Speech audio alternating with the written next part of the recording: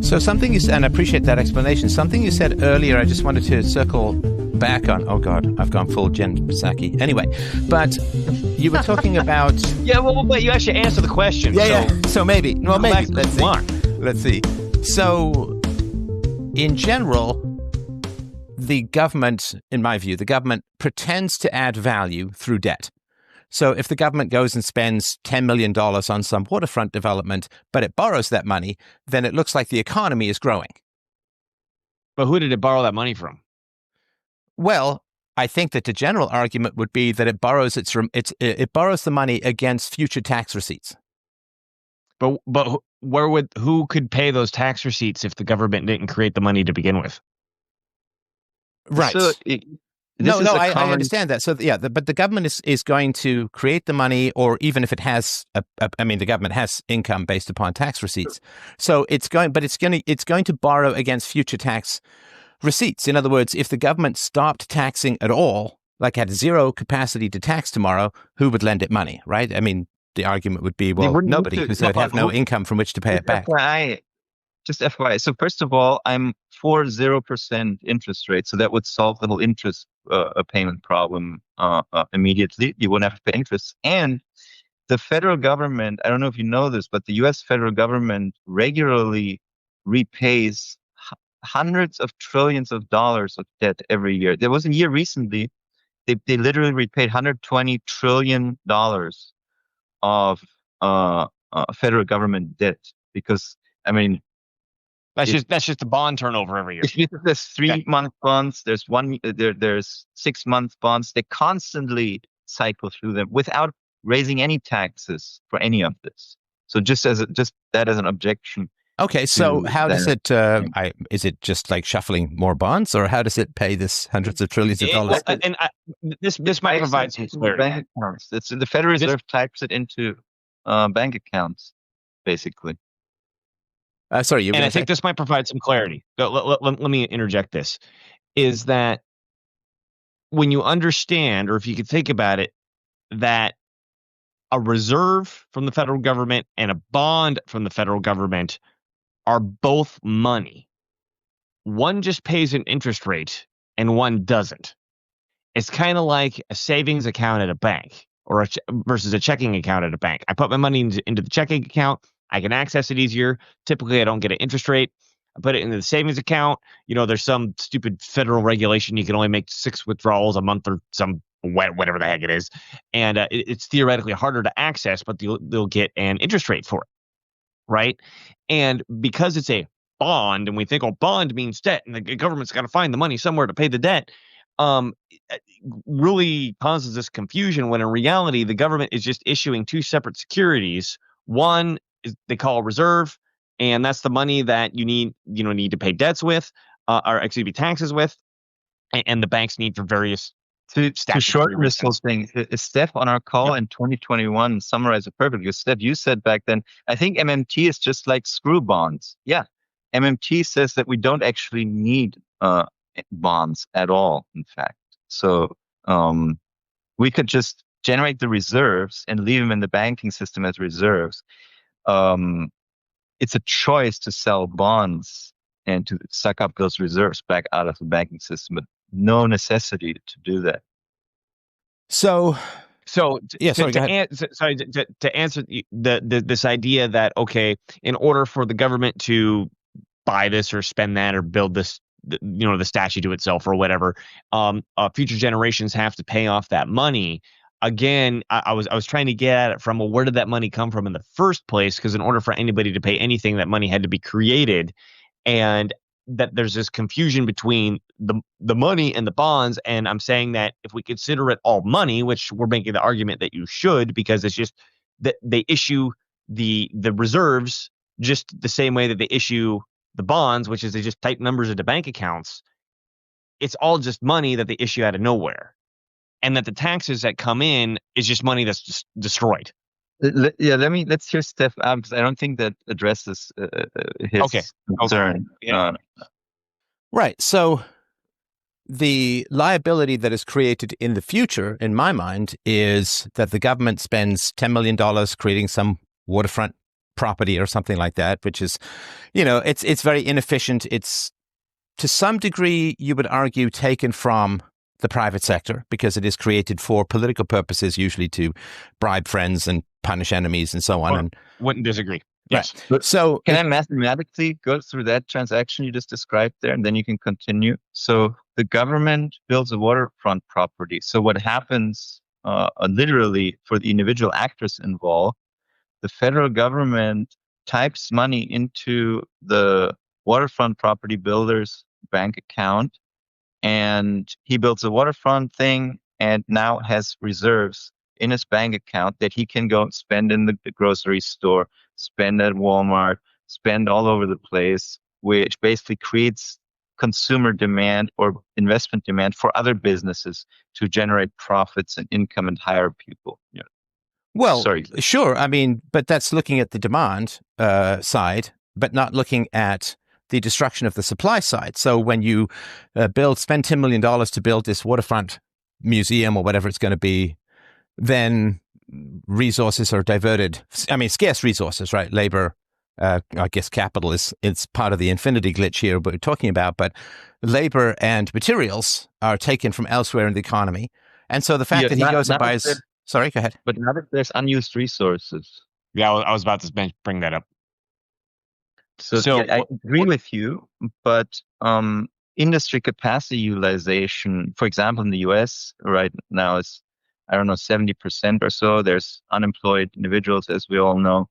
So those factors counter the argument of we're bidding necessary resources out of the private sector. No, they're idle resources. And the reason why they're idle in our argument is because the government has imposed a tax. The entire population has a constant tax liability that they have to satisfy in US dollars. That creates unemployment. So in order to fix that unemployment problem, the federal government needs to spend that token into existence in order for people to pay the tax to begin with, and then have the safety cushion to have the medium of exchange, etc. Sorry. No, that's fine. I think that certainly tax liabilities is a big issue for capital, but I mean, I'm sure you're aware, and I'm just saying this for the sake of the audience, but there is, what is it, 150,000 pages of federal regulations, let alone state and local and municipal. So I mean, the amount of interference in the free flow of capital and the price signals of supply and demand is, legendary, and almost, I mean, there's no one person who understands it all because it's just too big and too complicated. So the reason why there's this idle capacity is, it's just a wide variety of massive amounts of government interference. And so I think that we all would agree that what we want to do to reduce the amount of unused capacity is to remove the barriers to the free flow of capital and price signals so that these resources could be used more effectively and efficiently. We're saying that's a component of it. And we're actually emphasizing that's a secondary component. Because the primary component is, again, if the currency doesn't exist to begin with, there's no currency to earn or spend or invest or anything like that. Now, we completely agree with you, which is the tax code is just completely, utterly insane. Give him Mosler's example. It'll probably be easier than anything else you're going with the business cards. Yeah. Yeah. Okay. So this is a very simple example. Let's say I don't have a business card in front of me. I got a sticker from one of my kids. So this is an airplane. So Steph, are you willing to clean my house for this airplane sticker? I would say no. Okay. All right. So let's say you're over at my house and I ask you that same question. You say no. And I say, okay, there's a guy outside with a 9mm who will not let you leave unless you give him this sticker. I feel that the value of the sticker has increased considerably in my mind. Correct. That's where you're unemployed. Right. Now you need the sticker, but you don't have it. So you're unemployed, basically. Right. And so now let's say there's 10 of us in the house or 10, I'm the government and there's 10 of the people in the house. And I say, okay, in order to earn this sticker to leave the house, you have to work for me. There's 10 of you, but I'm only going to issue 5 stickers. 5 people are left out. 5 people can't participate. Right. They will rot in your house until they die. But of course, again, I'm sure that we're all aware of this, but the additional wrinkle, of course, is that you can either work for these 5 stickers or I can give you even more money to not work. Because, I mean, a woman on the welfare state with 2 kids is earning the equivalent of well over $100,000. Or she'd have to earn the equivalent of over $100,000 just to get all the benefits she gets. Which is a terrible policy. Oh, it's a terrible policy because even left-wing MMTers are against welfare payments. They would prefer to put people to work than to send them money for nothing. Well, I mean, it's not money for nothing. Usually, I mean, sometimes it is, of course, right? And of course, the disability system is wildly abused as well. But for a woman who's got 3 kids and no dad in the picture or no provider in the picture, she's raising the kids and all of that. It's not for nothing. And but I would say that the unused capacity is also because the market system is not allowed to function in that, and maybe this is just growing up poor, but I have, let me finish my thought. We're just saying that's step 2. Step 1 is you got to have enough money in the system to pay the tax. They're all important factors. I completely agree with you. If, let's say we're in the Soviet Union and they print a bunch of money, well, we don't have the freedom to do anything with it anyway. Right? Well, we can't start a business with it. We can't make more wealth out of it. We can't, extract resources with it. We can only do what the state tells us. So in a similar fashion, we got 15 to 150 whatever bazillion number of pages of the IRS code. Totally agree that screws up where the money could go. Totally sends mixed signals, and that's why, as we call ourselves right-wing MMT over here, right? We would say the easiest thing to do out of all the things that could be done is completely gut the tax code, and for example. And I know this will set libertarian ANCAP ears on fire when I say this, put a small national property tax over the whole country. That would eliminate the need to chase individuals and to track their money. And what's unique about a property tax is it's not transactional. Currently, with the income tax and the self-employment taxes that we have in the United States and pretty much every other country that's modern or whatever, is that as a business owner, I get punished for starting a business. As an employee, you get punished for getting a job. And the more that you work, the more both of us get punished. Because the more you work, the more taxes come out. So in that sense, similar to a sales tax, it's transactional. The more the transaction occurs, the more you get punished. Versus a property tax, and I guess you could have a head tax where it's just like, Steph, you just owe $100 a month in taxes because you exist. That'd be a head tax, right? Or you could have a personal property tax, but with a real estate tax, you're not tracking anybody. And we track the property, but not tracking it in particular person. And you could say, well, here's a number, and that's what it is. And if we recognize the fact that we don't need to pay off the debt, we don't, we don't need to get this money in order for future generations to pay for the waterfront dorkiness that we built. That's just, there's a certain amount of money in existence that we extend forward, and we have to tax at least some of it out in order to make the money valuable to begin with. Then that entire bullshit tax code could go away now. Well, and of course, we're all aware that power corrupts. So if we have a head tax, they'll just import people to raise the tax base. And if there's a property tax, they'll simply we don't need the tax base. That's the argument that we're making. No, but what I'm saying is that if any kind of tax is going to distort the economy, because if it's a property tax, then the governments will do everything they can to raise the value of the property to tax more.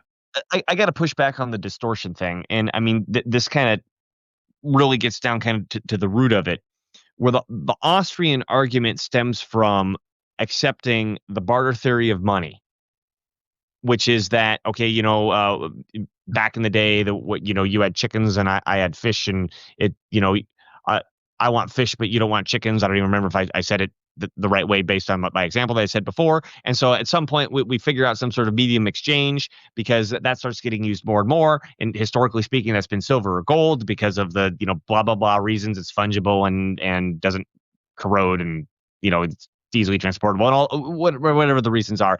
And that's where money came from. And when the government comes in and says, okay, well, we need to violently move resources over here, and we need to subsidize that and whatever, that's distorting the flow of that was happening before. And what we're arguing is that that's not where money came from. Money came from the state, historically speaking. And that it's always been, you could say it's always been a distorted process. We're trying to work with this. We're not saying the state is good. We're not saying the state is good. No, we're this just is looking historically to say, that money, as far as we can tell, appears to be a unit of state, not a unit of market, which is terrifying. I agree. Right. But if money is a unit of state and not a unit of market, when we start, well, you're distorting the market, it's like, well, I don't really know what that means, because if we don't put the money into existence, there's no market to distort. No, right. So I think the point, Steph, you were talking about how government intervention distorts the market. I don't think there's any disagreement on this point.